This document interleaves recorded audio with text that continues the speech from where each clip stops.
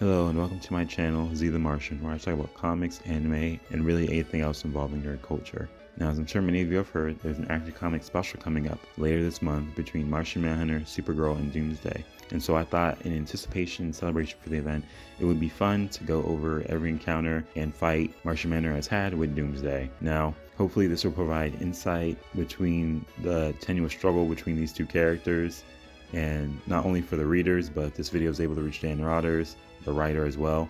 I know it's unlikely it's going to reach Dan Rotters, but a guy can hope and dream. So without further ado, I will say that I think the first two encounters are probably the longest on this list, and so buckle up for that. But hopefully I don't think this video will go for too long, but ultimately it will reach the ultimate conclusion at the end of the video, where I will go over more of the writing aspect of all these encounters combined and what it represents and what it means. And so without further ado, on to the video.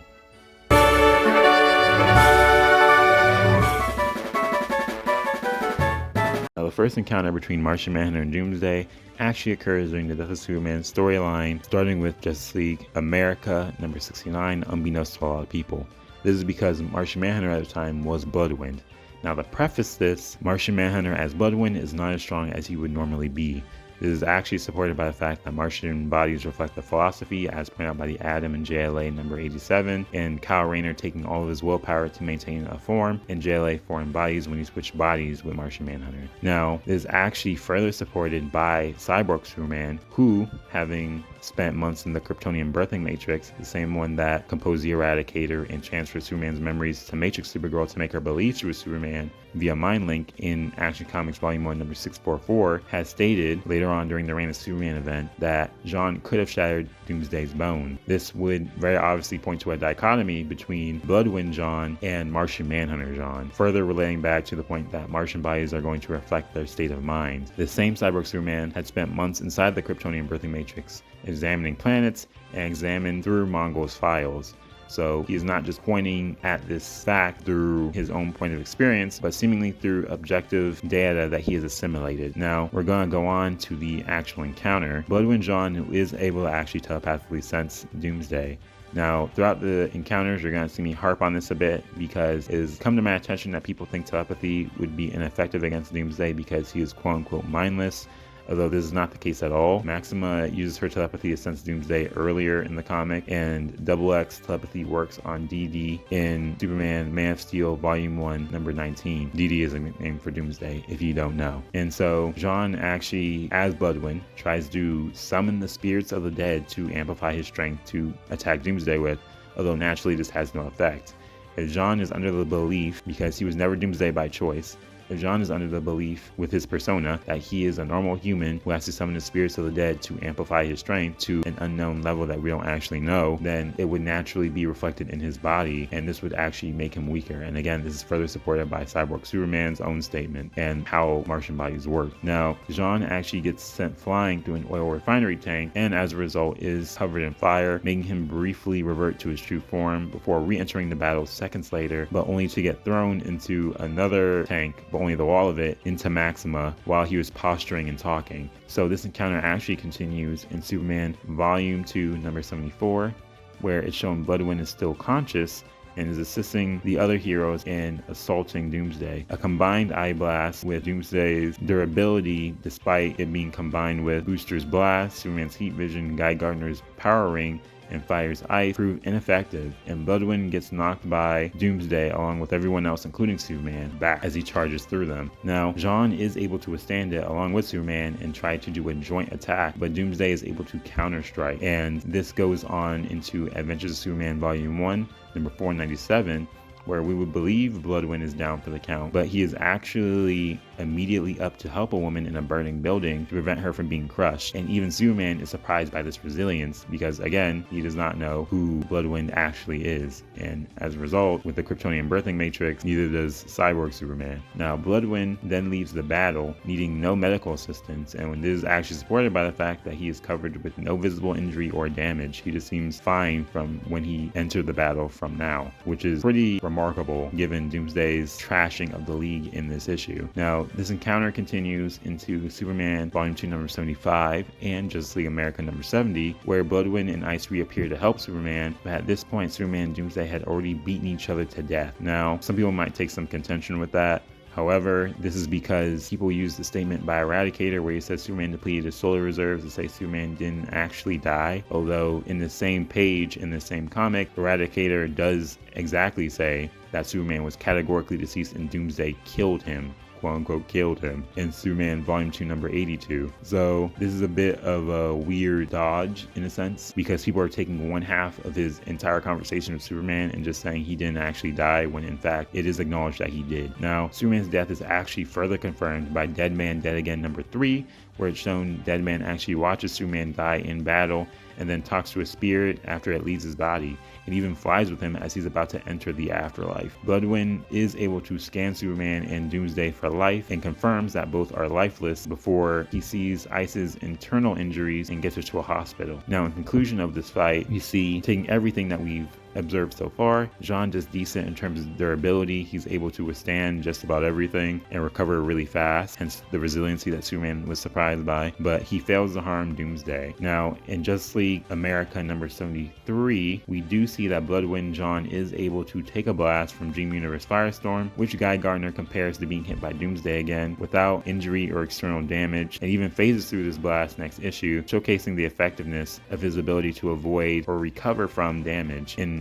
both instances. And so we do know that this is again a pretty good durability stance for J'onn, but aside from that, he doesn't particularly do well in this fight.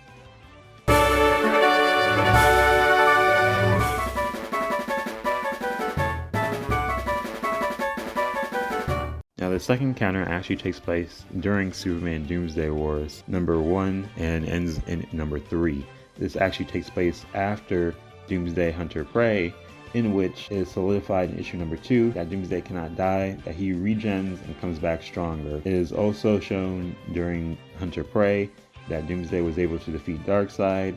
He breaks Superman's arm mid-combat and then withstands the force of a million nuclear blasts in an explosion. So we also have in issue 3 of the series Superman admitting that he made a mistake fighting Doomsday for the first time, and this is in regards to too much hand-to-hand combat and too much brute force. In this, Hunter Prey ends with Superman using a mother box using Wave Rider's device to send Doomsday to the end of time, with Wave Rider saving Superman mid-journey. Now, starting off, before this encounter even starts, J'onn and Diana with the rest of the Justice League arrive on the scene, and J'onn thinks a tanker truck being thrown at them is a challenging opponent, with Diana asking who could be powerful enough to hurl such an object this far.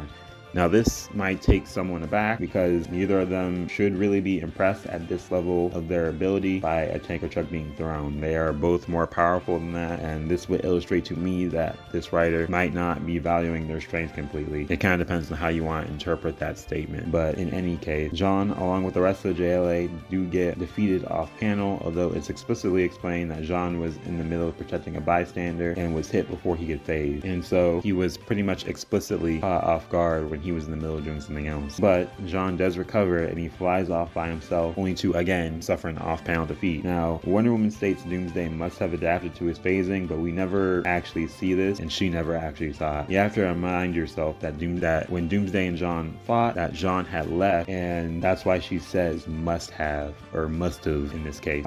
She doesn't actually know what actually occurred because the fight happened outside the area where she was at. And so we do know at some point J'onn did make telepathic contact with Doomsday but didn't find a mind, which is where I think the myth started, that Doomsday has no mind, therefore cannot be affected by telepathy. However, it is explained by Brainiac that he had mental defenses barring the overconfident J'onn. And this overconfidence should be noted because Martian Manhunter is a more powerful telepath than Brainiac. And so going on into this encounter, we do see that it is also told to us that while under Brainiac's telepathic possession, Doomsday had mastered a myriad number of skills. So not only is this a more powerful Doomsday, but this is a far more skilled Doomsday than we had encountered before. We are shown in issue number 2 of the Doomsday Wars that Jean is restrained, but it doesn't particularly make sense how he's restrained, because as a shapeshifter he should be able to still get out of it, but that's neither here nor there. Then the encounter lastly continues into issue number 3. After Superman manages to attach a cyberblocker to Doomsday to block out Brainiac while being beaten bloody, Superman briefly fights Doomsday again, and he is overpowering Doomsday until Doomsday adapts mid-combat and sends Superman flying after catching his punch. Before adaptation, Superman admits Doomsday could tear him and the planet apart. So even before Superman decided to overwhelm Doomsday with physical might, he already admitted that Doomsday could tear him and the planet apart. But now, after fighting Superman again briefly, ever so briefly, Doomsday adapts mid-combat, catches his punch, and sends him flying again. So John and Orion enter the fray, with John being able to actually slam Doomsday to the ground with his strike even after Doomsday adapted to Superman's physical prowess as we see previously and was walking through Orion's blast. Mind you, Superman told them to keep Doomsday busy, and with Orion hearing this, still tries to end the fight with Doomsday immediately. And John, actually following Superman's plan, tells Orion to take it easy. So John is literally accomplishing this feat of strength while not going all out. Instead, he's trying to keep Doomsday busy to follow Superman's lead, and this is actually pretty much explicitly told to us. Superman states that John Orion wouldn't last a minute against Doomsday, which I've seen some YouTubers use to say John is weaker than Superman. However, you have to remember Doomsday just adapted to Superman mid-combat. So when Superman makes this statement, it's not just the idea that Doomsday would just completely destroy John because John is just that much weaker than Superman. That's not the point of the statement. The point of the statement is that we literally just saw that Doomsday can adapt mid-combat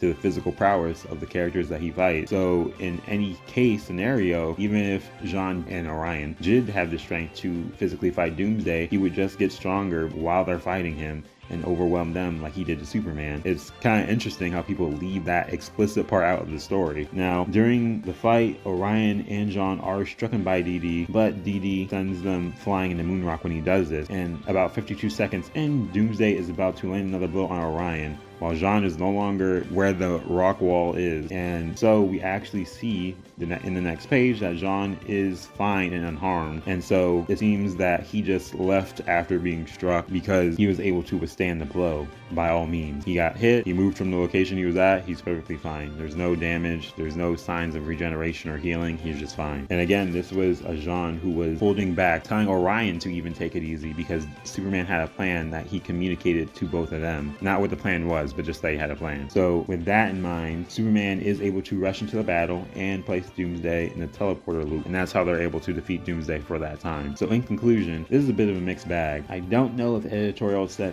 the writer note on how to display Martian Manhunter's power, because it feels like a substantial shift. When Doomsday caught Jean protecting a bystander, he attacked the distracted hero before he could phase. When Jean wanted to fight Doomsday on his own, Jean seems to have lost again, but we never are shown how and why. Even after Doomsday gets stronger, a Martian Manhunter who is merely keeping Doomsday busy was able to slam him to the ground and withstand a blow from him. This just makes me kind of question what exactly happened during this round 2, because physicality-wise, shouldn't this have been Doomsday even stronger than before, especially since we literally just see him adapt to Superman mid-combat? It makes it more impressive for Jean, mind you, for Martian Manhunter. It just makes me question what is this substantial shift that occurred. But overall, again, this is more impressive for Martian Manhunter, and he does much better in this encounter than he did as Bloodwind. Not only is he able to withstand the blow, but he's able to actually shift Doomsday with his strength to slam him to the ground. And while we don't know if phasing would be effective against Doomsday with Jean specifically phasing, we do know from Hunter Prey that Doomsday has a specific counter to phasing. So it is possible that he did adapt to Jean's phasing. We just don't actually know. There's no actual evidence or proof of this.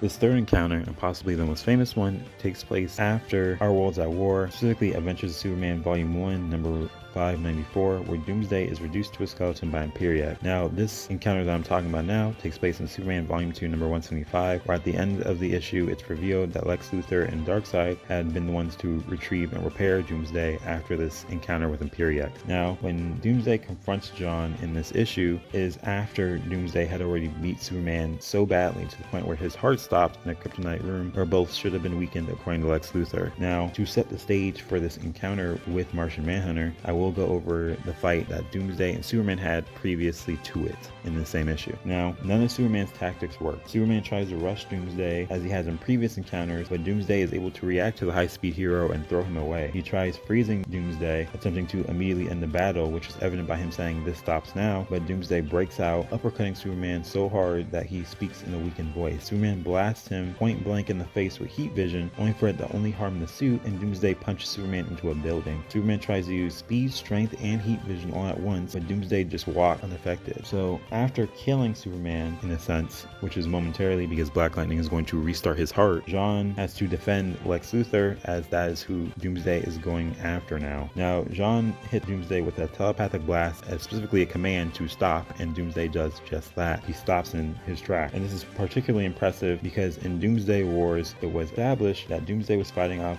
Brainiac's telepathic possession of his body. And so even during Our Worlds at War, we found out Manchester Black had been manipulating Doomsday telepathically so that he would fight against Imperiac. So this would be particularly impressive on John's part because Doomsday would have adapted to Brainiac and Manchester Black's telepathy by this point in time. John does rebuff Doomsday with his punches, but Doomsday manages to adapt again seemingly, canceling out telepathy and catching John's punch. This is when the famous line is dropped, "You have power, but you are no Superman," before developing Flame Breath to incapacitate John. Despite Doomsday's statement, John's accomplishment in this brief battle is pretty notable, as I've already gone over, and so it's a bit weird to make such a statement because Doomsday has only fought the John that he is fighting now like one other time, and John has never used any of his other powers at this point except for the optic beams, the Martian vision that he did as Bloodwind, but Doomsday has no idea that John was Bloodwind. So there's an inherent flounderization in the statement that seems, as I would say, particularly malicious, especially because this is after the Furnace arc where John got over his fear of fire. So keeping this in mind, this writer more than likely read this arc. That's what it's coming off as. It comes off as this writer read the arc and decided to embarrass John in a way that he saw fit because he did not agree with Furnace defeating the Justice League, specifically Superman. Because anyone in editorial or who had read that storyline would have been able to point out to him, like, hey, like, this is not John's weakness anymore. You need to correct this. So it comes off as particularly malicious to first hit him with the you're no Superman, and then him with Flame Breath, two things that were directly contradicted by the Furnace arc. So this writer went out of his way to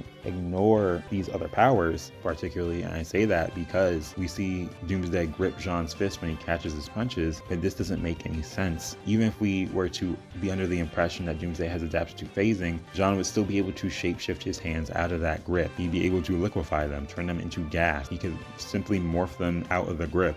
This shouldn't have actually worked to restrain John or bend him to his knees. It doesn't really make sense. And so drawing up the irrelevant, no longer relevant, that is, weakness before being verbally demoralized, it seems like there is some type of maliciousness here. That's how I am seeing this, because I know like the entire history of the character from previous to this point of this encounter. It seems like this writer really wanted to make sure John is weaker and wanted to make sure everyone believes that John is weaker by ignoring his powers and even bringing up his old weakness and verbally reprimanding him. Superman, after having his heart restarted by Black Lightning, as previously mentioned, does rush into battle to only encounter Doomsday mid-flame assault on John. Now, John does manage to endure these flames and tell Superman what he learned from being inside of Doomsday's mind.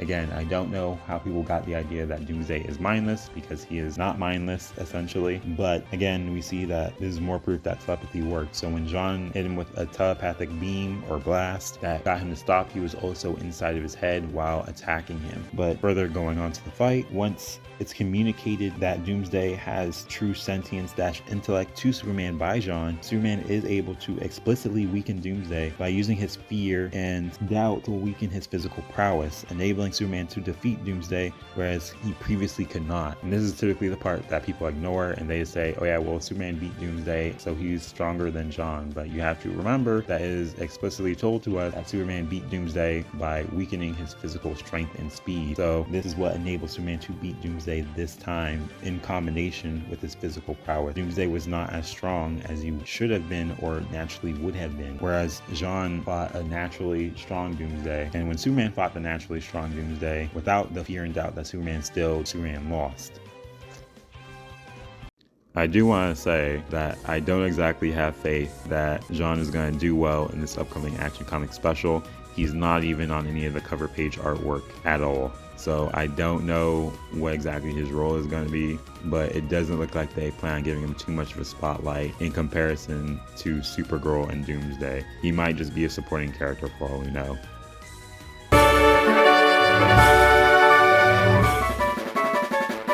Fourth encounter actually takes place in between Infinite Crisis number 6 and number 7 as evidenced by the Destroyed Tower and Villains United Infinite Crisis Special. This is already after John has briefly fought Superboy Prime. Now, in which that encounter, John was able to enwrap Superboy Prime with his elongated limbs and then react to and phase through heat vision before sending Superboy Prime flying with a punch, and then afterwards be able to take a punch from Superboy Prime as we see on monitors. Now this is one of the only encounters that there is no direct tussle between Martian Manhunter and Doomsday. We just don't know, there's no evidence of it. Doomsday comes with Dr. Psycho. Dr. Psycho is there to protect Doomsday from Jean's powers, and it is particularly impressive because while we don't see Jean and Doomsday fight, we do see Jean having a telepathic fight with Dr. Psycho. Now we already know, as previously established in Encounter 3, that Doomsday adapts to even telepathic abilities that work on him, as shown with Brainiac. So it's particularly impressive because Jean is now having a telepathic clash against a telepath who is able to get inside Doomsday's mind even after Doomsday adapted to Jean's telepathy. But furthermore impressive when we convey Dr. Psycho's statement that Dr. Psycho explicitly came along because he wanted to make sure that Jean wasn't able to use his own mental powers on Doomsday. So even this villain society that had accumulated during this time knew that Jean would be able to affect Doomsday with his telepathic abilities even after Doomsday had already adapted to them. And this goes back into the last encounter with Jean being surprised by Doomsday's sentience, and why I left that note that it's very possible that Jean would have approached the battle differently if he had known Doomsday was sentient before the battle had begun. And this goes into the whole history of Jean being able to affect people who are immune or resistant to telepathy in some form, fashion, or another. Now, it is implied that Jean won, especially since in the next issue, which is Infinite Crisis number 7, Doomsday is shown going on a rampage until Superman and Earth 2 Superman are able to stop him with their combined assault on him.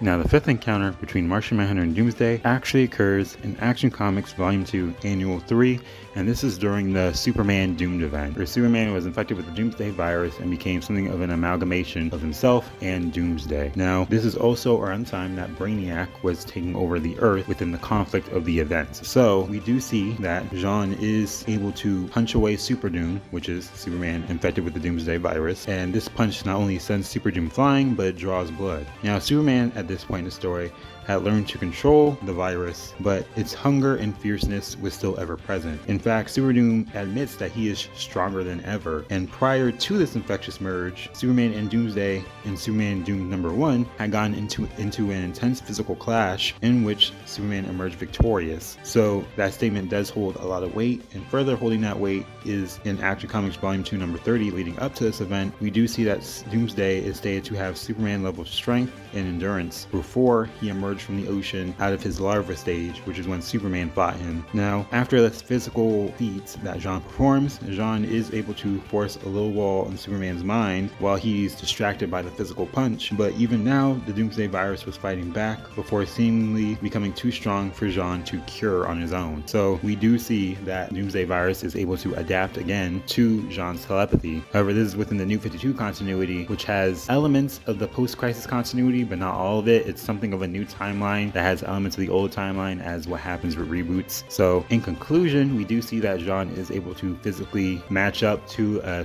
Doomsday Superman amalgamation, and we do see that telepathy is an effective measure temporarily again for this time containing the Doomsday virus or the mind of the Doomsday virus. However, it is only a stopgap measure as it is able to adapt again.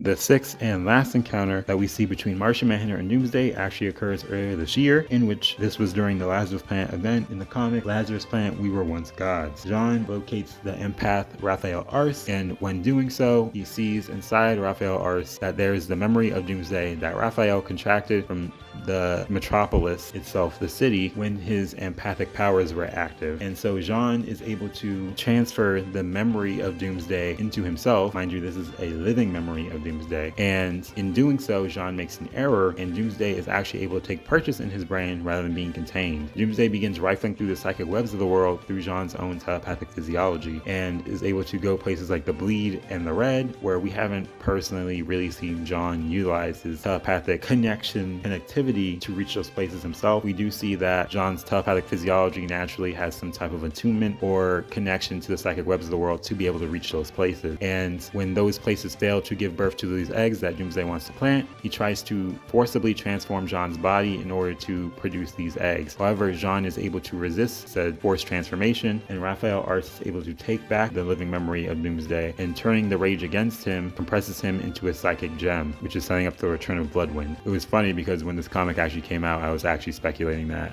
It rang too many bells for me. I knew immediately that this was setting up the return of Bloodwind. But going on back on topic, so out of this encounter, this is one of the few, really the one of two, where Jean has no strength feats against Doomsday in any form. We do see that Jean is able to resist having his form forcefully transformed in order to produce Doomsday's egg, which is a feat within itself and pretty good, given that he also calls Doomsday the most adaptable creature alive, or that he knew. So with this in mind, we also see that Jean's telepathic powers still are an effective measure against Doomsday, even when Doomsday is a living memory. And so that puts an end to all these encounters so far up until the Action Comic special that's coming up.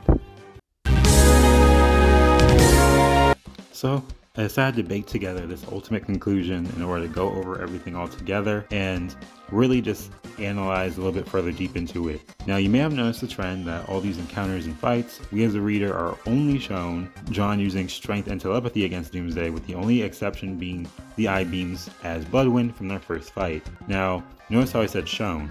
We are, again, communicated by Wonder Woman that Doomsday must have adapted to intangibility, but we don't actually know. And again, Wonder Woman doesn't know, hence why she says must have, not has, not certifiably. And so with that in mind, while I do research comics, I also read manga. So when I look at clashes like this, I can't help but feel a little disappointed in the lack of actual creative power usage, and hopefully I don't offend any writers who may be watching this. When you look at, say, Gojo versus Akuna, or Lelouch versus Mao, or Killua versus Menthupiopi, I don't know how to say his name correctly, or Meruem versus Netero, really any of these fights that I've just listed off, we can see how more creative the power usage is and how the writers are able to take elements from all across the story that they've built up so far and able to combine them into a plausible fight that makes sense for both characters involved. Now, it goes into every bit of dynamicism of the character and their ability to make an interesting clash with the properties of their powers in mind. But with Jean, we don't really get that. There is no telekinetic blast. There is no actually seeing if Doomsday can counter phasing, and if so,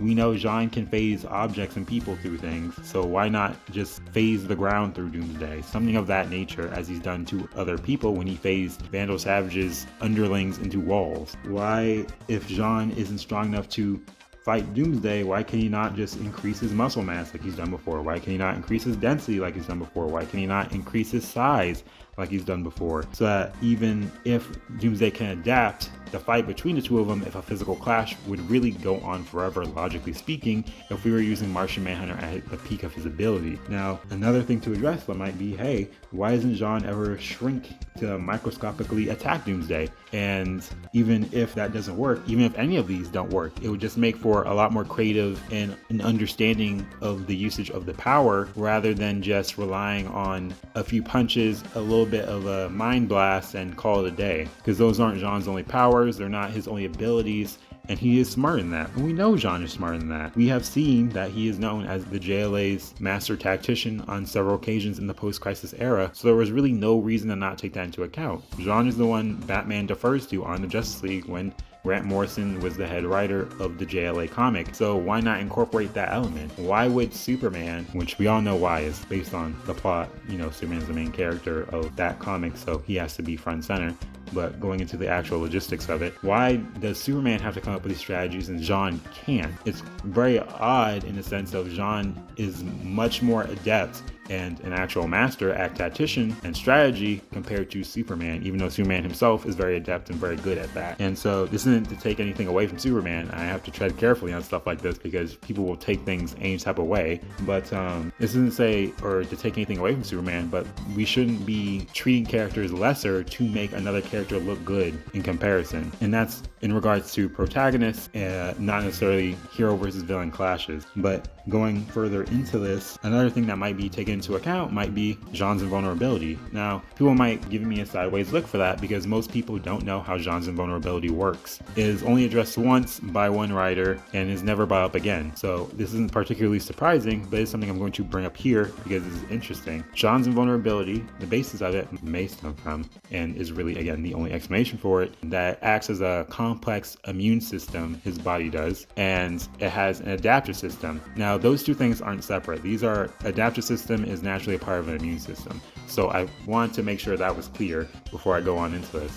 Now, if we know that Jean's invulnerability acts as an immune system, and I'm going to post what an immune system does exactly, so that you have an idea of what the properties of that might look like, how would that interact with Doomsday's own ability to adapt? That should be a more interesting clash of abilities and powers and how they function, rather than just punching Jean really hard and that's the end of the day. It doesn't really make any sense for him to have an explanation for his durability in such a way, and then it be ignored by everyone who writes from that point on. And it's just really, I wouldn't even say sad, but just disappointing because the character is not being utilized to the peak of where he could be. And it doesn't mean Jean would even win, as I might have said before at this point.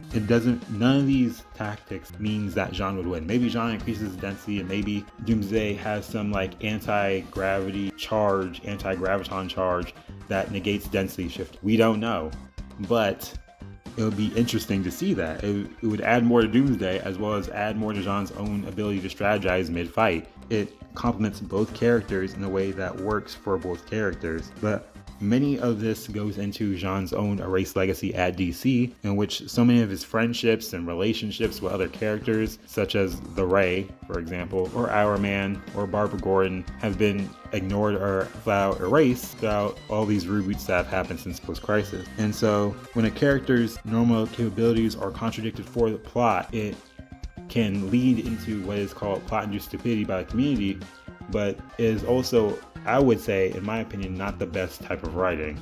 It is far from it, because you're not actually writing the character, you're writing whoever you made up in your mind to be the character. And all art is subjective, but we all know what Jean can do objectively as presented to us. So to ignore, say, again, going back to the third encounter, to ignore that Jean could very easily turn into gas to escape being gripped and kneeled down by Doomsday, it doesn't really work, because Jean is not only more intelligent enough to come up with a strategy to enact such a plan, but he has the power. Objectively, we know he has the power to do so. So we can't ignore that for the sake of the plot. Additionally, I want to get into that it really does showcase how little this fight really has in terms of presence in the minds of the writers. For the writers, they can just, again, name 2 attacks of telepathy and super strength, just wham wham, and go on about the story. However, this should be a lot grander of a fight. There's a lot more at stake here, and John as a telepath should be able to sense more of the hate and rage in Doomsday than Superman will be able to as a non-telepath. There's so much to explore with that, and it's just never really addressed, and I would say that's just the most disappointing aspect of these fights, that John has to be dumbed down to this character who does not resemble his true self of a master tactician, of someone who is teaching Jenny quantum physics, of someone who can use shapeshifting in very interesting and omnifarious ways. And it just detracts from both characters, because again, it doesn't mean John has to win, and in John not winning, we can get new adaptations for Doomsday that would be interesting to see a character have to counter or deal with later on. So with that all being said, we have reached the end of the video. I'd like to thank everyone for watching. If they've made it this far, I wish you all a wonderful day.